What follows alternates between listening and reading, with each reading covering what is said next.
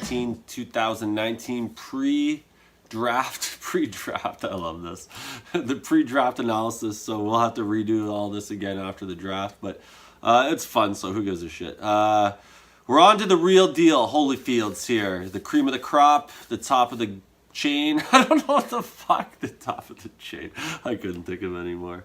All right, so I'm gonna skip me. I think D. Lionel. Someone else can take a stab at my team. Everyone knows that what I think of my team.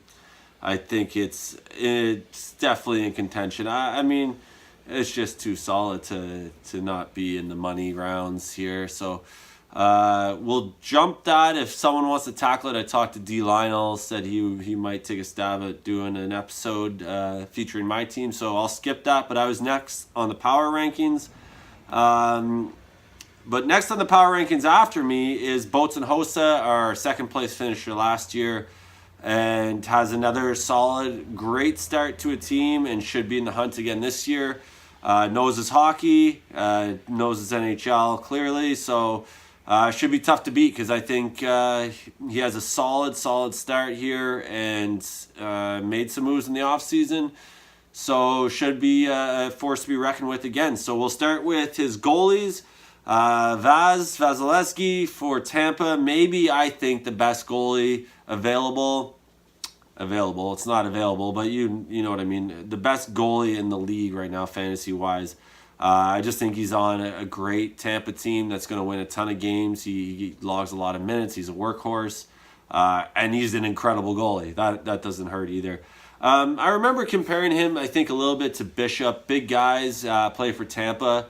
But I just think Vaz is like way better of a goalie. So, I mean, if he was on any other team, he would still be a star. As opposed to Bishop, if you get Bishop on, say, like the Sens this year or something, I don't think he would just get lit up for some reason. I could be wrong. I could just hate Bishop for personal reasons, but that's neither here nor there. Vasilevsky is top-notch goalie, and he's on Boats and Hossa, so that's a good start. Matt Murray, your second goalie, your only other goalie you kept, which is two solid goalies. Playing for Pittsburgh is always not a bad thing. He does deal with a lot of injury problems. He wasn't like fantastic last year, but was still, I think, on a winning team. He's another one of those guys that I think is benefiting a lot from his forwards that win him games. I mean, I think he's solid, but I don't think he's incredible. He could have a big year, my famous saying, the breakout season. So we'll see what happens to Murray. I would want him on my team. I would have kept him if I were you. So I'd be happy with Vaz and Murray, but mostly because of Vaz and Tampa's their situation. But Pittsburgh's going to be good, man. They didn't win the Cup last year. They're probably going to be a little more hungry. They got a little more rest in the offseason, and hopefully that benefits Murray and gets healthy and can avoid that injury bug this year. So great start there with your goalies. And just to keep track, you got 1, 2, 3, 4, 5, 6, 7, 8, 9, 10 keepers, 2 are goalies. And we'll go to your defense next, which are, you have 2 D, good D. I think you have one of those X Factor Ds that are, hard to come by, and Big Buff, and you traded him from D. Lionel's team. I forget who you gave up. If I could take a look here. Someone will have to remind me what that deal was that got Buff on your team. I forget. Oh, Tavares. Jesus Christ. Man, the way Tavares is running right now, I don't know if that's a great move. I think he's going to light it up in Toronto. He's already comfortable.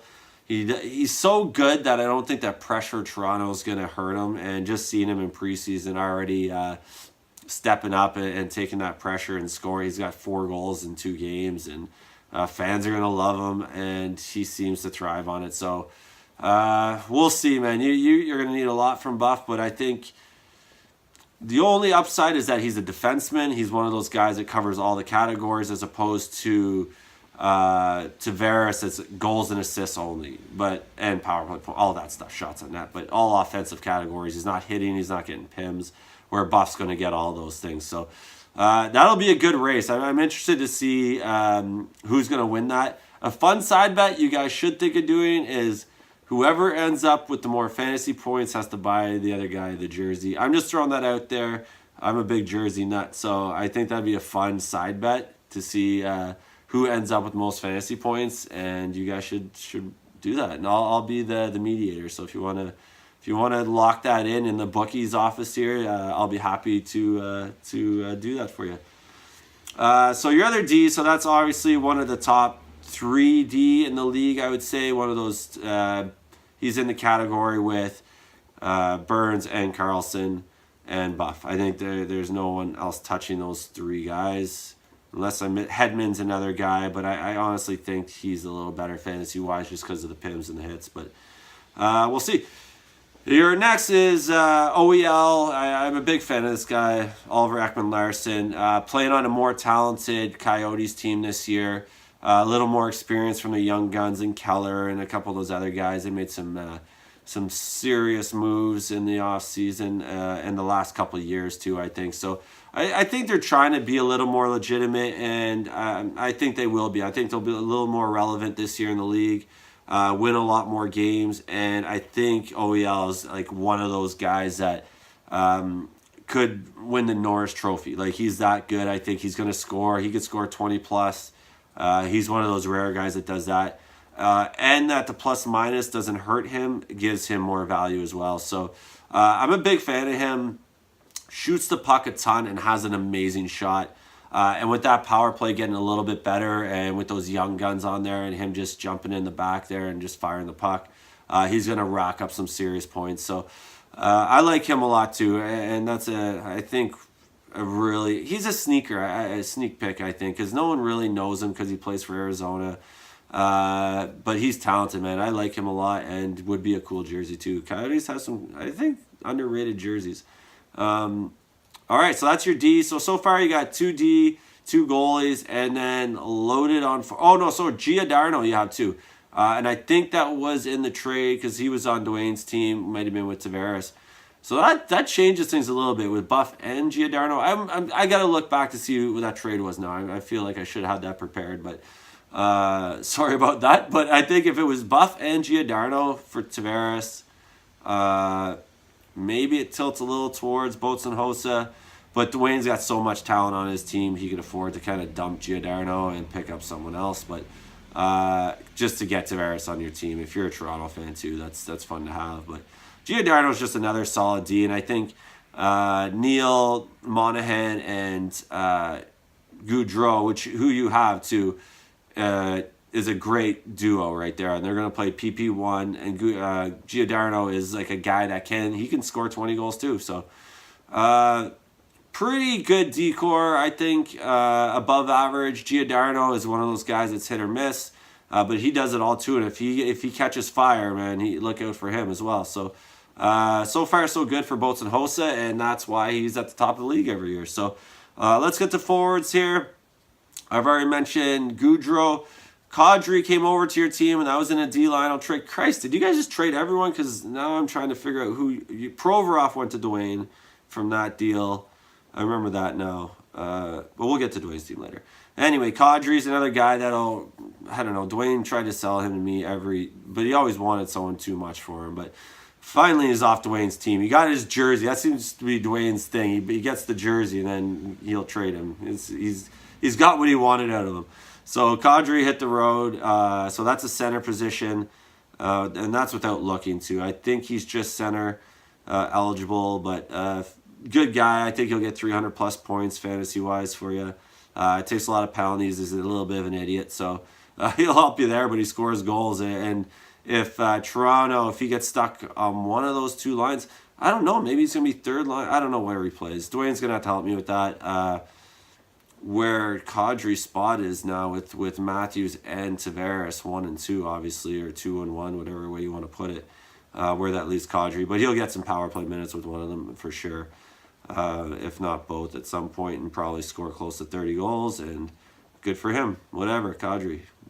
Dummy, douchebag, but he puts up fantasy points. Next we got Gaudreau, which I like this year. I mean, Gaudreau puts up sick amount of points. Again, doesn't do a lot of the peripherals, doesn't hit, doesn't fight, doesn't get penalty minutes, which I like as a player. But he catches. He's hot or cold. He goes on tears, and then he'll disappear for a while.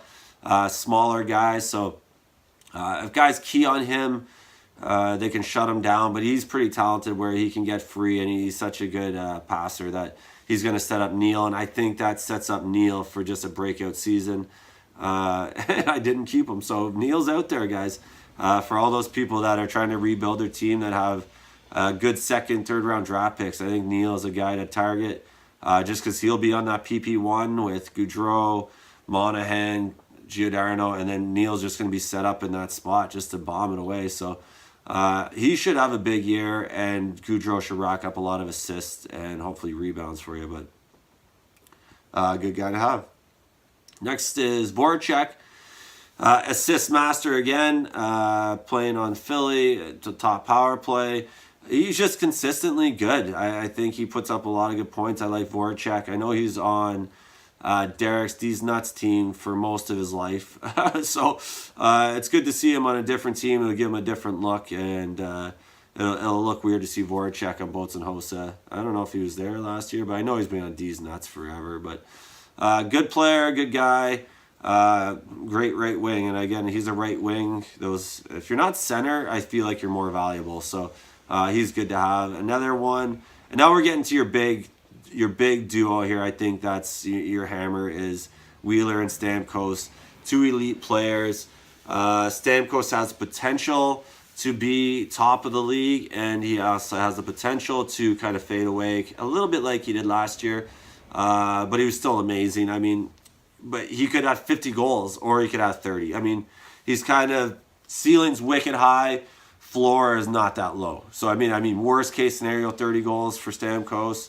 Best case, he leads the league with 50 something, depending on where he plays and where the coach puts him on the PP and all that stuff. So he's a powerhouse.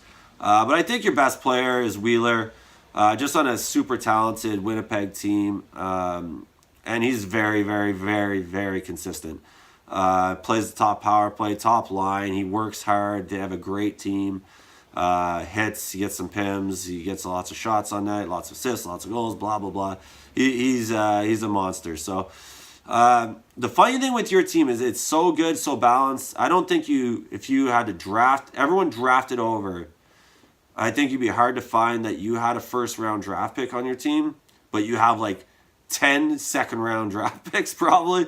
Not that many. I'm being a little sarcastic. But if I was going to do the draft this year, you're looking at Buff, Stamkos, Gaudreau, Wheeler, probably not Voracek, maybe early third, Vasilevsky. I mean, you got 6 second-round guys, and that's why you're balanced. And then if you could fill those gaps in the draft, which I assume you will, you're going to be a force to reckon with. So Boats and Hossa, look out for him. I think he's got a title in him. Is it this year? We'll see. It depends on his draft, how Giordano does, Kadri, where they stick him, Gaudreau. I mean, I think you got ceiling is super high, floor is pretty high too. So you're gonna be in the competing for the money rounds at least. And if guys tear it up, you could be going for a title this year. So good luck, Boats and Hossa. I'm gonna end this episode here, regroup, get this on the internet. And I promise I won't smoke a joint tonight until later, so I actually commit to getting some stuff done, and then I'll smoke a joint. So enjoy it, Boats and Hossa. Look out for him in the money for sure. Think about that bet, D. Lionel, Boats and Hossa, who gets more fantasy points.